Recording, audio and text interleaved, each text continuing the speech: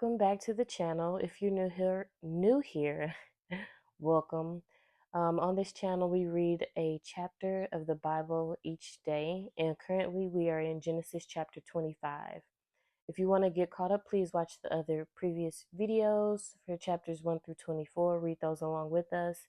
If you want this Bible that I'm using the Starting Place Study Bible. It's the NIV version. Today we'll be started on chapter 25, the death of Abraham. But before we get started, please join me in saying the Lord's Prayer. Our Father, thou art in heaven, hallowed be thy name.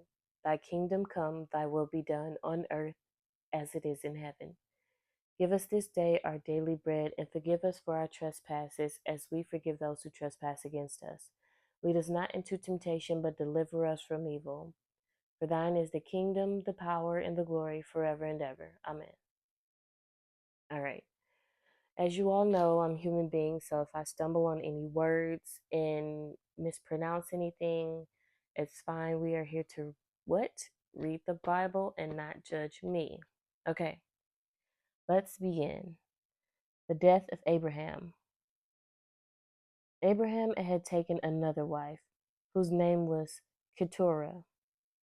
She bore him Zimran, Joksan, Medan, Midian, Ishbak, and Shua.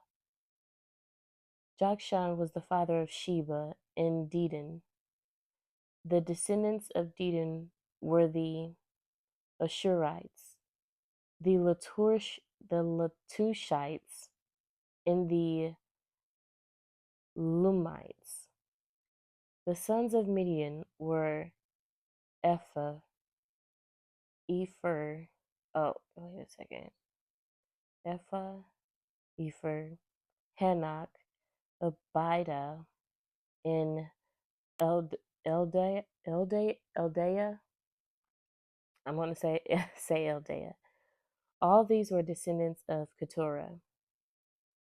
Abraham left everything he owned to Isaac, but while he was still living, he gave gifts to the sons of his concubines and sent them away from his son Isaac to the land of the east. I do want to say, I think we did talk about concubines in a previous chapter, but since we're here, and that was a while ago, I'm gonna go back here in my glossary really quick and try to find the definition for the concubine, so we can have it in this video and you all can know. Sorry for making you dizzy with this camera. So let's see. Concubine here. In Bible times, a woman who belonged to a man but did not have the rights of a wife. She was often one of the spoils of war, and her primary purpose was to bear children for the man. So there you have it. All right.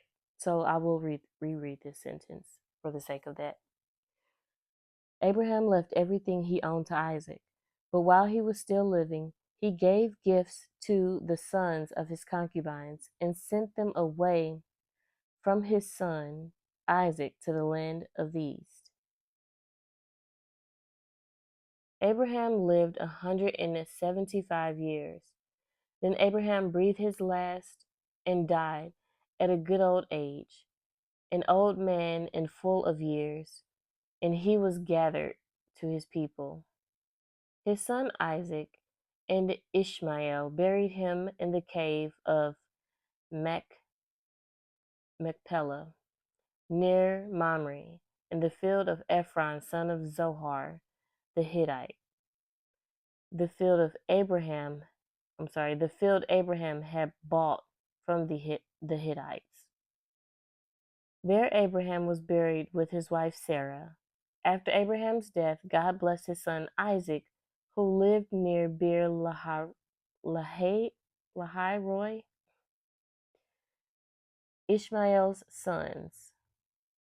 This is the account of the family line of Abraham's son Ishmael, whom Sarah's slave Hagar the Egyptian bore to Abraham. Remember, we read that story about how Sarah told Abraham he needs to go sleep with their slave Hagar so that he can have like the first child because Ishmael was the first one born. Okay. These are the names of the sons of Ishmael, listed in the order of their birth. Okay. Nebaioth, the firstborn of Ishmael, Kedar, Adbeel, Mibsam, Mishma, Duma, Massa, Hadad, Tema, Jetur, Naphish, and Kedema. These were the sons of Ishmael, and these are the names of the 12 tribal rulers according to their settlements and camps. Ishmael lived 137 years. He breathed his last and died, and he was gathered to his people. His descendants settled in the area from Havilah to Shur, near the eastern border of Egypt, as you go toward Ashur. And they lived in hostility toward all the tribes related to them. Interesting. Jacob and Esau. This is the account of the family line of Abraham's son Isaac. Abraham became the father of Isaac, and Isaac was 40 years old when he married Rebekah, daughter of Bethuel, the Aramean from Padan Aram, and sister of Laban the Aramean. Isaac prayed to the Lord on behalf of his wife because she was childless. The Lord answered his prayer, and his wife Rebekah became pregnant. The babies jostled each other within her, and she said, "Why is this happening to me?" So she went and inquired of the Lord. The Lord said to her, "Two nations are in your womb, and two peoples from within you will be separated. One people will be stronger than the other, and the older will serve the younger." When the time came for her to give birth, there were twin boys in her womb. The first to come out was red. His whole body was like a hairy garment, so they named him Esau. After this, his brother came out with his hand grasping Esau's heel, so he was named Jacob. Isaac was 60 years old when Rebekah gave birth to them. The boys grew up, and Esau became a skillful hunter, a man of the open country, where Jacob was content to stay home among the tents.